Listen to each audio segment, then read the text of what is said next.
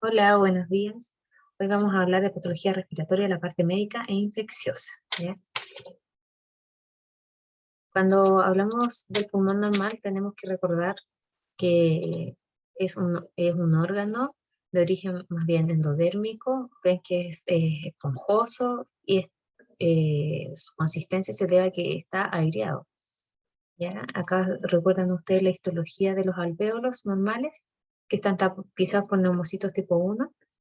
Y eso a nivel distal, porque piensen que todo el pulmón, toda la vía respiratoria parte a nivel central, ¿cierto? Cuyo revestimiento es un epitelio pseudoestratificado cilíndrico ciliado con células caliciformes, y posteriormente hacia distal se va aplanando hasta llegar a los alvéolos. Esto es más o menos lo que yo les estaba mencionando. Ven, acá tienen ustedes un bronquiolo terminal, ¿ya? Con epitelio cilíndrico y posterior, pero ya cada vez menos pseudoestratificado hasta que llega a los alvéolos. Entonces, en la histología pulmón normal, ustedes van a observar de alvéolos y también rama de la arteria pulmonar y el bronquiolo. Vamos primero a ver patologías obstructivas y después restrictivas, ¿ya? Dentro de las cuales, bueno, vamos a partir antes con la atelectasia, antes de pasar a ese grupo de enfermedades. La atelectasia corresponde a un colapso del pulmón o de una porción debido a un llenado incompleto de aire, y generalmente está asociado con bloqueos mecánicos, ¿ya? El aire distal a esto, ¿qué va a pasar? Que se va a reabsorber, ¿ya? Por la corriente sanguínea, llevando al colapso de los alvéolos, así como una presión negativa, ¿ya? Y las causas frecuentes son aspiración de objetos que van a obstruir la vía aérea, o tumores, o cualquier lesión que ocupe el espacio. ¿Qué van a ver ustedes? Un colapso de la arquitectura. Desde el punto de vista fisiopatológico, entonces pueden tener distintos mecanismos. El más frecuente es este, de un cuerpo extraño o algún aumento de volumen que ocupe a nivel endoluminal el bronquio, y hace que se colapse esto y el aire se reabsorbe a nivel de la circulación. El otro es eso es por reabsorción. El otro es por compresión. O sea, por ejemplo, un hemotórax, un neumotórax va a comprimir el pulmón y va a producir una atelectasia de todo ese segmento, o si es muy masivo puede ser extensa, ¿ya? Y bueno, existen contracciones también que pueden producir atelectasias de manera irregular, como por ejemplo en el caso de la tuberculosis y sus secuelas. Entonces, en el hemotórax, corresponde entonces a una lesión que ocupa espacio a nivel de la cavidad pleural, y el pulmón normal, que debe estar expandido, va a estar disminuido de tamaño y ven con una forma que le va a dar el molde acá, el material hemático, el hemotórax. Otra, por ejemplo, de las causas que tenemos que tener presentes de atelectasia masiva son principalmente los pacientes adultos mayores cuando empiezan a tener atelectasia a repetición, ¿ya? Porque en una radiografía puede que nos veamos que tenga eh, algún componente tumoral endobronquial, y posteriormente, cuando es a repetición, se hace un escáner y ahí se observa que en verdad esas atelectasias son debido a un cáncer pulmonar. Ya, como les había mencionado, primero partimos por la atelectasia y después ahora vamos a hablar de la enfermedad pulmonar obstructiva crónica, posteriormente las restrictivas. El EPOC es un grupo amplio de entidades que se caracterizan por una obstrucción de aire con tos, disnea, alteraciones obstructivas de la espirometría, e incluye a varias entidades, como son la bronquitis crónica, el enfisema, el asma bronquial y la bronquiectasis. Bronquitis crónica corresponde a la producción crónica de tos con expectoración, usualmente por 3 meses consecutivos, al menos 2 años seguidos, sin evidencias de otra enfermedad de base, y va a producir una hipersecreción mucosa crónica. Existen múltiples causas, ya sea por cigarrillo, que disminuye el batido de los cilios, inhibe la actividad leucocitaria y un daño directo al epitelio respiratorio, también por infecciones predispuestas por el tabaco, que producen una colonización de la vía aérea dilatada y dañada, o la congestión pasiva pulmonar crónica en los pacientes que tienen insuficiencia cardíaca. ¿Cuál sería la histología de la bronquitis crónica? Bueno, como ustedes ven el resultado, es un paciente que va a tener hipersecreción mucosa, o sea, hiperplasia de las glándulas mucosas con aumento del índice de Wright, metaplasia de las células caliciformes, tapones mucosos, inflamación y fibrosis, ¿ya? O sea, esta inflamación crónica de la vía aérea va a producir un aumento del número de las glándulas mucosas. Voy a mostrarles al tiro lo que es el índice de Wright. Metaplasia del epitelio, mayor cantidad de células caliciformes, se produce por tanta hipersecreción mucosa de estos tapones, e inflamación y fibrosis. El índice de Wright es la relación que existe entre el espesor de la distancia que ocupan las glándulas seromucosas a nivel del bronquio y la distancia que va entre la membrana basal hasta este punto, ¿ya? Y como va a aumentar el índice de Wright debido a que en este sector va a estar aumentado, ¿ya? Va a estar hiperplásico. Esto es la histología. La anterior era la histología normal del bronquio. En cambio acá ven que está muy aumentado la cantidad de glándulas seromucosas. El enfisema pulmonar. El enfisema pulmonar es otra de las entidades clásicas que produce enfermedad pulmonar obstructiva crónica y se caracteriza por espacios aéreos aumentados de tamaño, que en el fondo es un espacio muerto en el cual el aire queda atrapado, o sea, entra pero no puede salir. Entonces, los pulmones van a estar hiperinsuflados con una consistencia esponjosa, ¿ya? Normalmente así sería un pulmón. En cambio, en el enfisema empieza a haber un daño en la pared de los alvéolos, una ruptura de estos, y hace que ese espacio aéreo aumente a nivel distal, pero no puede salir, ¿ya? Entonces, por eso empieza a quedar atrapado el aire. El enfisema es un proceso que se caracteriza por este aumento permanente y anormal de los espacios aéreos distales al bronquiolo terminal, pero es importante que ustedes sepan que este es el criterio diagnóstico, que tiene que estar en general ausencia de fibrosis, ya que no tiene que tener fibrosis. Entonces existe un desequilibrio entre las enzimas elastasa y la antagonista y se clasifica clásicamente en la histología según su localización dentro del lobulillo pulmonar en 4 tipos. En el de centro cinar o centro lobulillar, panacinar o panlobulillar, paraceptal e irregular, ¿ya? Como les mencionaba entonces, recordando, el enfisema es un aumento normal del espacio aéreo, compromete distal al bronquiolo terminal por lo general, produce una destrucción del espacio aéreo, pero sin una fibrosis significativa, ¿ya? El enfisema entonces centrocinar o centrolobulillar compromete la parte central del lobulillo y los alvéolos distales están conservados. Predominan lóbulos superiores y este es el que se asocia principalmente al humo del tabaco y carbón. En cambio, el enfisema panacinar o panlobulillar es un aumento homogéneo del tamaño de los acinos, ¿ya? Desde el bronquiolo hasta el extremo distal, no solamente la parte central. Y es principalmente las áreas inferiores y se asocia al déficit de alfa-1 antitripsina, ¿ya? Entonces, esta es la histología, es como un esquema del bronquiolo, el bronquiolo respiratorio y la parte distal que son los alvéolos. Este es el sector que está afectado en el enfisema centrocinar. En cambio, todo esto que está en celestito es lo que está asociado al enfisema panacinar. Se ve a nivel macroscópico, entonces, un aumento se ve como microquístico, ¿ven? El parénquima pulmonar, y en la histología una destrucción de las paredes alveolares, pero sin fibrosis. No se preocupen, no vamos a hacer que distingan entre un tipo y otro en la histología, ya ni en la macroscopía. Lo que me interesa es que sepan ver un enfisema, ver que esto es enfisema, y en la teoría decir a qué se asocia cada enfisema, ¿ya? Ven que morfológicamente es distinto, es menos microquístico con área más sólida, el centro lobulillar, que es el que se asocia al humo del tabaco. El otro tipo de enfisema que habíamos hablado es el enfisema distal o acinar distal, en la cual la parte más distal es lo que está anormal, principalmente subpleural, y aparece alrededor de zonas de atelectasia y zonas de fibrosis. Es clásico en los pacientes que tienen neumotórax espontáneo.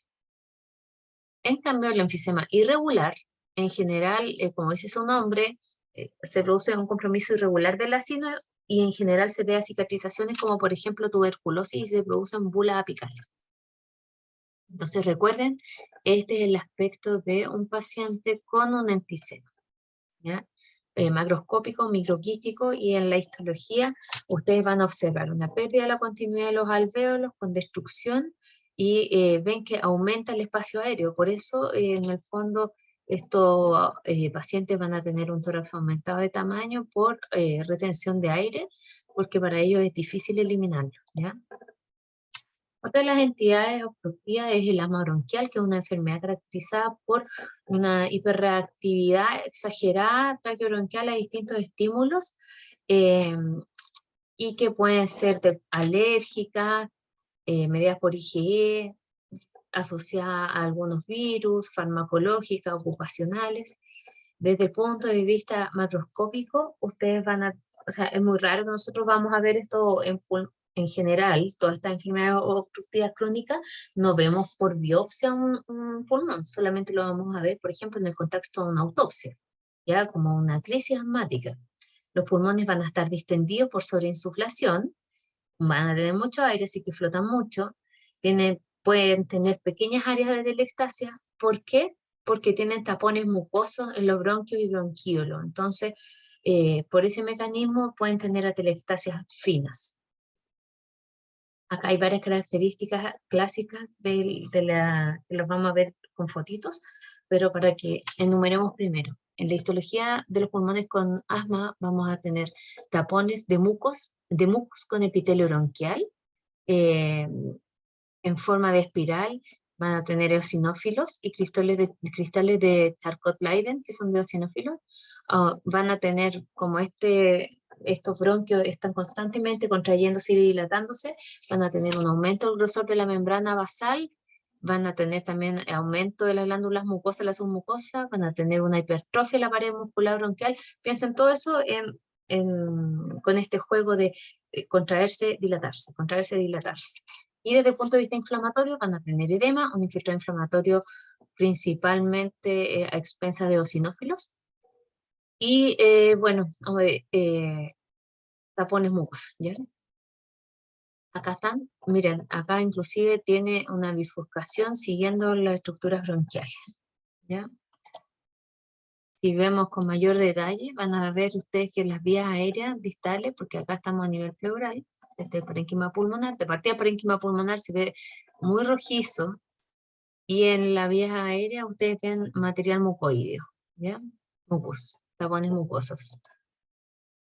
En la histología, acá estamos viendo, por ejemplo, un corte bronquial, en el cual acá está el lumen, acá está el epitelio con su membrana basal, acá está el estroma, su mucosa, y estamos viendo acá el cartílago, ¿ya? Y se dan cuenta de que existe una distorsión de la arquitectura del bronquio. De partida está con mucus en el lumen, hay una pérdida del epitelio. La membrana basal la podemos ver, en general es súper fina, pero acá se ve como una rayita rosada, ¿ven? Una hipertrofia del músculo, ya un acentuado infiltrado inflamatorio que es principalmente a expensa de eosinófilos. Esta es una tinción de tricrómico para ver la hipertrofia del músculo liso, ¿ya? En pacientes que tienen asma. Acá estamos viendo un corte de bronquio, en el cual acá está revestido por un epitelio, debería ser pseudoestratificado cilíndrico ciliado. Llama la atención que hay mucha secreción mucosa, ¿ven? La membrana basal, que está rosadita, que está acá, se ve engrosada. Y hay un infiltrado inflamatorio que cuando uno lo ve con mayor detalle, corresponden a eosinófilos. Acá con mayor detalle, entonces, este es el epitelio, la membrana basal engrosada, y estamos viendo un infiltrado inflamatorio principalmente a expensas de estas células que tienen estos gránulos eosinófilos, o sea, son eosinófilos. ya inclusive se meten al epitelio, ¿ven? Y se descaman al mucus, entonces ahí ven ustedes los cristales de Charcot-Leyden. Ahí están los cristales de Charcot-Leyden, que son producidos por el mucus y los eosinófilos, y acá hay gran cantidad de eosinófilos en el mucus.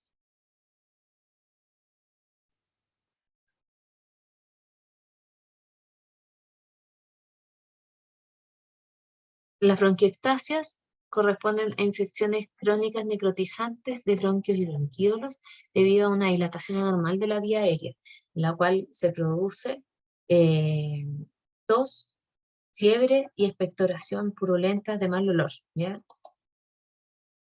Desde el punto de vista etiológico, bueno, se debe por obstrucción bronquial con destrucción de la pared, infecciones recurrentes, pacientes que tienen colonización, por ejemplo, por pseudomonas, condiciones hereditarias como la fibrosis quística, en la cual lo importante es que tienen obstrucción y una infección posterior. Y esto es sostenido en el tiempo, entonces, ¿qué va a producirse? Una vía aérea muy dilatada, ¿ven? Con atrofia también del parénquima pulmonar, y con estas áreas que se ven como un material blanquecino amarillento que está sobreinfectado y que en forma recurrente tienen neumonias, ¿ya? Ven acá otro corte pulmonar en que está súper dilatada la vía aérea hasta distal, porque acá estamos a nivel pleural, acá no deberíamos ver ya la vía aérea tan dilatada, ¿ya? Acá también estamos viendo distintos focos de bronquiectasias. Miren, a nivel subpleural, estamos viendo, acá hay un ganglio antracótico, y estamos viendo a nivel subpleural todavía el recorrido de los bronquios. Eso es un bronquiectasia. Lo mismo acá. Inclusive se producen áreas de fibrosis subpleural por la inflamación crónica. Desde el punto de vista histológico, el lumen va a estar dilatado con una inflamación necrotizante. Ven que este es el lumen del bronquio y está casi totalmente perdido el revestimiento epitelial por un gran proceso inflamatorio supurado con neutrófilos y que destruye la pared o el epitelio respiratorio, ¿ya? En la histología, entonces van a tener focos de inflamación aguda y crónica en las paredes del bronquio y bronquiolo con una ulceración necrotizante. Puede haber después reparación del epitelio con pseudoestratificación de células columnares y empieza a aparecer la metaplasia escamosa en un intento de protegerse, porque como esto es una anoxia crónica, el epitelio tiene que tratar de defenderse. ¿Cómo lo hace? Colocando un epitelio que sea más resistente, ¿ya? Acá, por ejemplo, tienen ustedes un epitelio pseudoestratificado cilíndrico ciliado que está ulcerado, ¿cierto? Hay una pérdida de la continuidad del epitelio con esta inflamación necrotizante. Muchas células inflamatorias. Esa es una bronquiectasia.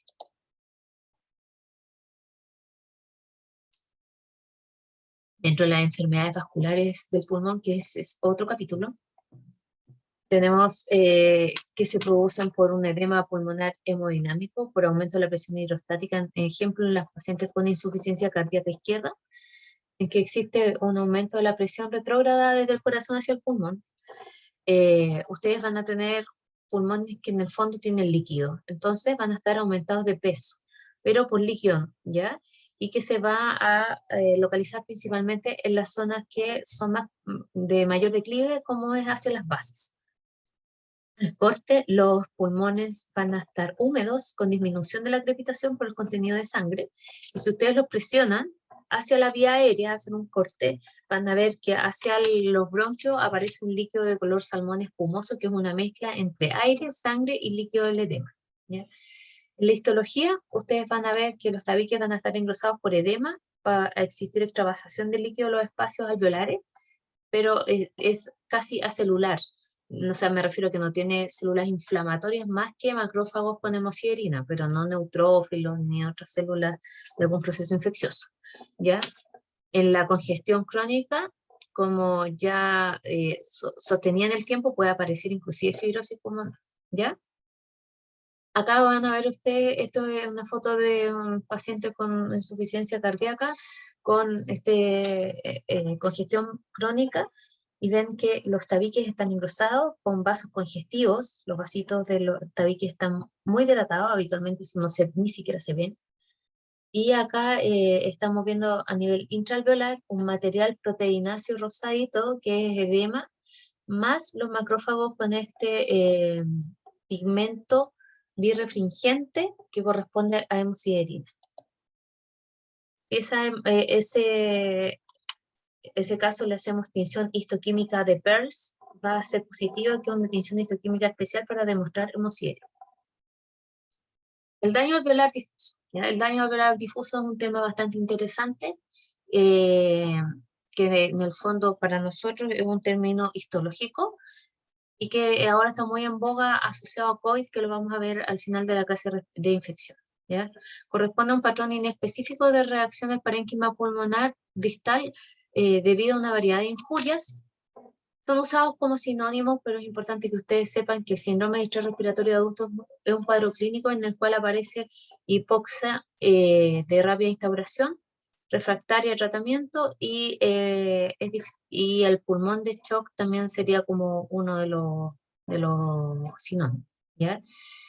Desde el punto de vista fisiopatológico, acá ustedes tienen la barrera respiratoria normal, con el alvéolo y los vasos con el intersticio, y acá tenemos un alvéolo con los posibles daños que puede sufrir, ¿ya? Cuando, por ejemplo, ustedes ven que existe algún daño, se pueden activar los macrófagos, se activan los neutrófilos y se puede producir un daño a nivel intraepitelial, ¿ya? Cuando, por ejemplo, la noxa es intraalveolar, ¿ya? Y por ese mecanismo dañar el epitelio revestimiento, exponer la membrana basal y que se produzca la cascada de la inflamación, porque recuerden que se tiene que exponer el tejido conectivo para la inflamación. Cuando esto no es por esa vía, también existen otros mecanismos que producen daño alveolar difuso, ya sea, por ejemplo, a nivel sanguíneo, alguna noxa que también desencadene la cascada de la inflamación y que produzca liberación de distintos mediadores que dañan esta barrera y por ese mecanismo también producir un daño difuso, ¿ya? Entonces, es una lesión causada por componente alveolar y capilar difuso y se caracteriza por una aparición rápida desde el punto de vista clínico de insuficiencia respiratoria refractaria a oxigenoterapia, ya que es lo que les había mencionado antes, es una causa importante de falla multiorgánica y es de pronóstico reservado, ¿ya? Desde el punto de vista etiológico, existen múltiples causas, porque en el fondo es un patrón de respuesta del pulmón frente a distintas noxas, ¿ya? No es que en el fondo todos sean igual, o sea, que en el fondo todos sean diferentes los mecanismos, sino que ante distintas noxas el pulmón va a responder de manera muy parecida, ya sea, por ejemplo, infecciones bacterianas, virales, aspiración de contenido gástrico, por ejemplo, el paciente cuando aspira después de una convulsión o después de pérdida de conciencia, las drogas y agentes terapéuticos, principalmente citotóxicos de quimioterapia, etc. Bueno, los incendios también cuando inhalan humo. Me interesa que hablemos es las etapas histológicas del daño alveolar difuso. Está la etapa precoz y la etapa tardía, ¿ya? En la etapa precoz, que es la parte exudativa y necrótica, ustedes van a ver que en el pulmón se observa más bien congestión, más bien como edema, ¿ya? Edema tanto a nivel intersticial, alveolar y un poco de inflamación, y en los espacios alveolares empiezan a aparecer las membranas hialinas, que están constituidas por edema, fibrina, que es una glicoproteína, y restos celulares. Ya se colocan en el espacio alveolar. Esa etapa precoz, que también se llama exudativa y necrótica, es durante la primera semana, después del daño. Después entonces, o sea, de la noxa. Después tenemos la etapa tardía, que es desde la segunda semana, que se caracteriza más bien por cambios proliferativos y reparativos, en la cual existe una proliferación de los neumocitos tipo 2, que van a secretar surfactante pulmonar y que van a intentar regenerar el epitelio alveolar, ¿ya? Se organiza el exudado y si es que esto es mucho, puede llevar inclusive a una fibrosis pulmonar secundaria, ¿ya? En el pulmón de shock, como resumen, ustedes van a tener pulmones que están aumentados de tamaño en relación a lo normal y de peso, van a tener un compromiso que es difuso, ven acá el corte, esto es sin corte y esto es al corte, esta es la cara pleural en el fondo. La pleura va a estar lisa, grisácea negruzca por la congestión, van a tener una consistencia firme y pérdida de la crepitación por contenido también de edema, y la superficie de corte es rojiza negruzca, ¿ya? Esta es la primera fase, que es la etapa precoz, en que ven que el pulmón está muy aumentado de tamaño, edematoso, rojizo, ¿ya? Y en la histología van a tener ustedes alvéolos que en su cara luminal van a tener depósito de este material eosinófilo amorfo, que es fibrina, ¿ya? Y edema y un leve infiltrado inflamatorio linfocitario, ¿ya? Esta es una etapa, corresponde a etapas tardías, proliferativa, esta, ¿ya? En la cual existe un aumento de los neumocitos tipo 2. Ven que son esas células que se ven con un poco de atipia, y el intersticio va a estar engrosado a expensas de colágeno, ¿ya? Esta sería una etapa precoz y esta una etapa tardía, para que comparen la histología. En una etapa más avanzada, en que, por ejemplo, el daño estuvo mucho más tiempo, ustedes van a tener áreas de reparación, como estos focos fibroblásticos. Ven que hay como una fibrosis laxa, esta posteriormente puede producir un panal de abejas del pulmón. Como les mencionaba, las complicaciones pueden ser infecciones, ¿ya? Porque en el fondo este material amorfo de las membranas hialinas es una glicoproteína, y que es un cuerpo extraño, entonces puede ser fácilmente colonizada por bacterias, sobre todo los pacientes que están en ventilación mecánica, y se infectan fácilmente, ¿ya? Y bueno, y evolucionar a un pulmón de panal de abejas, si es que este proceso proliferativo lleva, si es que en el fondo se empieza a quedar pegado al paciente en las distintas etapas, mucho tiempo, claro, el daño puede ser mayor, ¿ya? Ya, después están las neumopatías intersticiales como grupo, así como está el grupo de las obstructivas, están las intersticiales que tienen un patrón restrictivo en la espirometría, y ustedes van a tener compromiso del intersticio pulmonar con fibrosis de grado variable y un infiltrado inflamatorio crónico, que puede tener reagudización. Estas neumopatías intersticiales pueden ser de etiología conocida o de etiología desconocida, ¿ya? Y ven que es un tremendo saco de patologías. O sea, por ejemplo, la etiología conocida puede ser por hipersensibilidad, exposición a silicosis, o sea, la silicosis inducida por drogas en pacientes que tienen quimioterapia, mesenquimopatías, ¿ya? Causas infecciosas.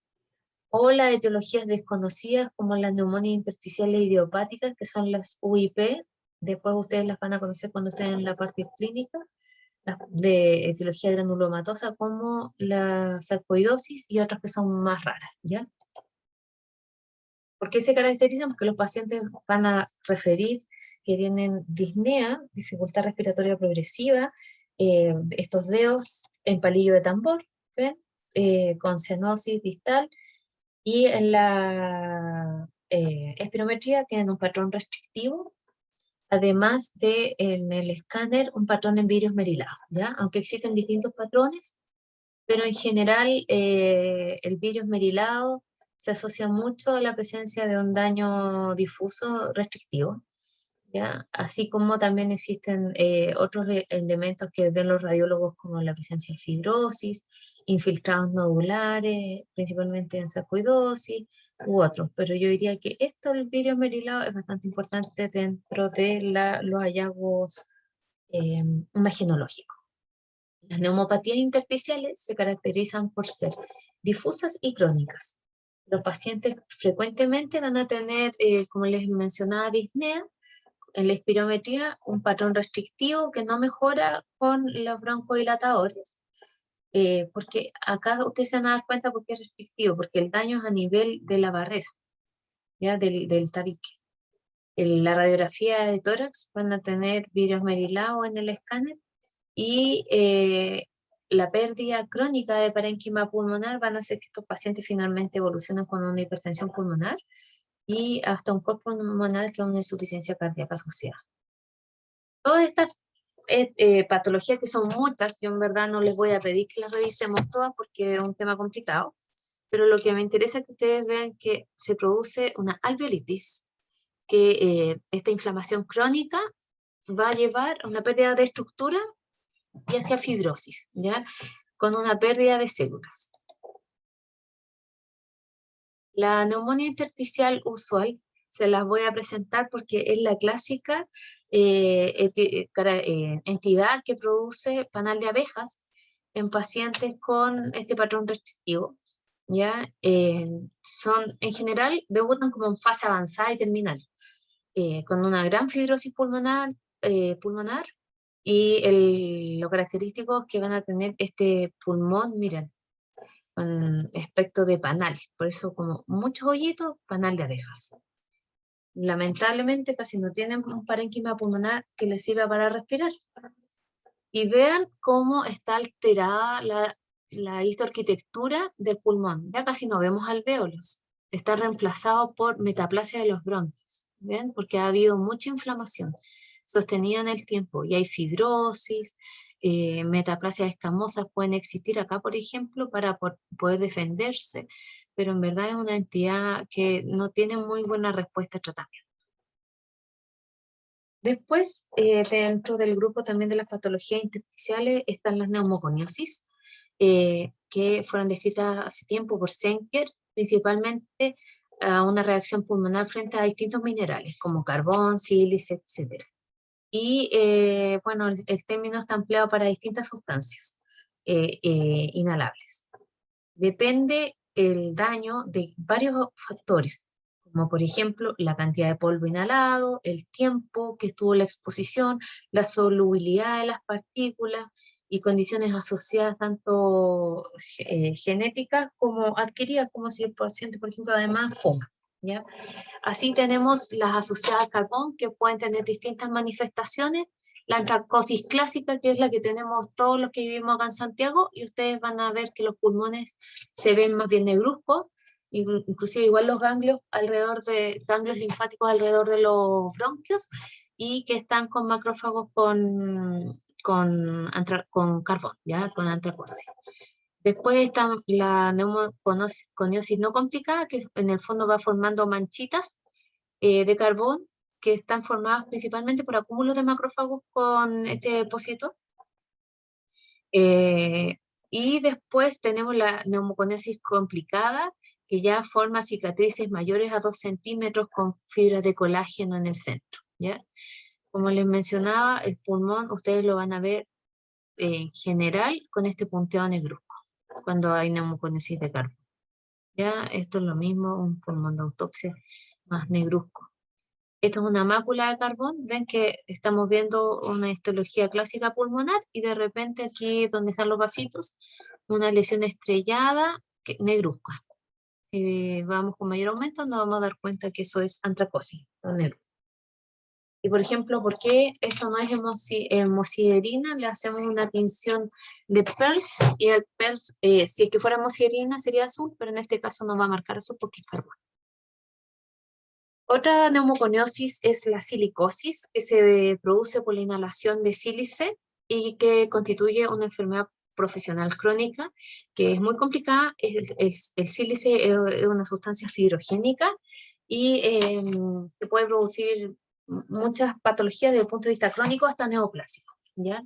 Después de la inhalación de estas partículas de sílice, que no son solubles, se produce la activación de macrófagos pulmonares y se desencadena una cascada inflamatoria que al principio pueden ser nódulos pequeños, pero después van a ir avanzando en el tamaño y siendo confluentes. Inclusive pueden producir cavitaciones, ¿ya? ¿Por qué producen estas cavitaciones? A veces se asocian al carbón y por eso se puede ver igual el pulmón oscuro. Acá ven un área como más densa de parénquima pulmonar. Acá hay un nódulo cavitado. Esto era como clásico antes de los mineros, pero en que había menos medidas de seguridad. lo que yo les mencionaba es que son fibrogénicas. Ven que producen esta fibrosis concéntrica de colágeno hialino, y que en el fondo es acelular, que después se pueden cavitar, ¿ya? Al usar luz polarizada van a tener cristales de sílice que van a ser estos birefringentes que se ven como más brillantes, ¿ya? Y este material eosinófilo amorfo. Material eosinófilo amorfo que es sílice, esa es la respuesta fibrogénica, ¿ya? Miren, ¿ven que está mezclado con carbón, que es esto negruzco? Si se dan cuenta, acá hay como unas espículas, y estas células que se las están comiendo son macrófagos, o sea, se produce también una reacción granulomatosa de tipo cuerpo extraño, y si lo polarizamos, ven que se ven los cristales birefringentes, ¿ya? También tenemos la asbestosis, que es un grupo de cristales de silicato que forman fibras, ¿ya? Y también puede producir múltiples patologías desde placas fibrosas hasta neoplasias, carcinomas y mesoteliomas, ¿ya? Eh, bueno, también en este caso los macrófagos intentan fagocitar estas fibras que estaban en las placas de pizarreño. ¿Se acuerdan ustedes antiguamente? Gente que ha estado muy expuesta a la asbestosis. Esta partícula va a liberar sustancias que son quimiotácticas y que van a desencadenar una respuesta inflamatoria intensa, y las lesiones en general pueden ser difíciles de distinguir de otras entidades, salvo por, a ver, primero esto, que ven que hay un material negruzco, con un daño pulmonar crónico, con bronquiectasia, o sea, estos pulmones no se ven muy normal, aparte de la coloración. Acá estamos viendo una pleura que tiene estas estructuras nodulares, que hay que descartar mesotelioma. Hay una fibrosis pulmonar con una fibrosis pleural, acá hay una fibrosis subpleural con una calcificación densa, o sea, nos habla de que hay un proceso crónico. Y en el lavado bronquiolo-alveolar, aquí se dieron cuenta que tienen estos cristales, ven, que brillan por la hemosiderina del fierro, y acá se dan cuenta que esta es una tinción de Peirce que nos va a iluminar los cuerpos ferruginosos.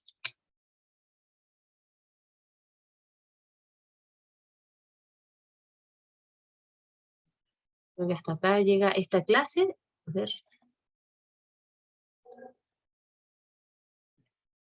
Esta es una clase bastante extensa. En el fondo, la parte médica es hacerles como un barniz de todas las posibles entidades asociadas desde el punto de vista respiratorio en patología.